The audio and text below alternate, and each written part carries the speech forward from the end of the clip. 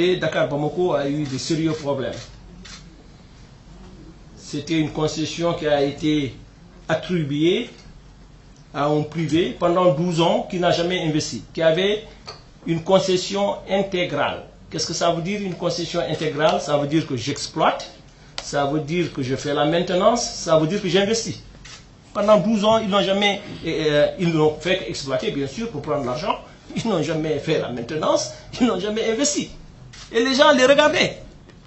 Si c'était dans un pays développé, le DG de cette boîte devait aller en prison aujourd'hui.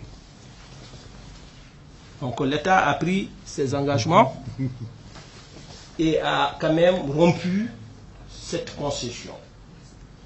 Et a mis en place avec le Mali un programme de transition. On ne peut pas du jour au lendemain mettre en place une société 100% sénégalo-malienne qui fonctionne avec tous les moyens et ce que ça demande comme investissement. Mais si on voit quelque chose qui ne marche pas, il faut quand même tirer la sonnette d'alarme et prendre une décision. Et ça, c'est très courageux que les deux États aient pris cette bonne décision. Pendant ces 12 ans, il y avait 11 ans, c'était des pertes. Donc l'État n'y gagnait absolument rien du tout, d'ailleurs.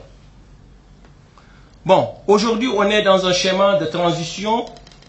Les deux pays, donc les ministères des Finances ont mis en place un support financier. C'était 7 milliards qu'il faudra pour pouvoir payer les salaires, faire fonctionner Kayenka les infrastructures, parce que la vétusté de ce trajet fait qu'aujourd'hui, il faut aller vers, pas seulement une réhabilitation, mais une reconstruction de la ligne.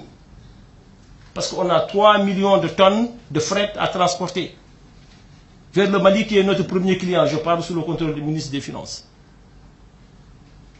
Aujourd'hui, cette ligne ne marche pas, c'est 254 camions par jour, avec des externalités négatives comme les accidents de la route, comme des retards, donc de compétitivité, comme l'environnement, c'est des voitures d'un autre âge, donc, et qui coûtent à l'entretien routier 60 milliards par an.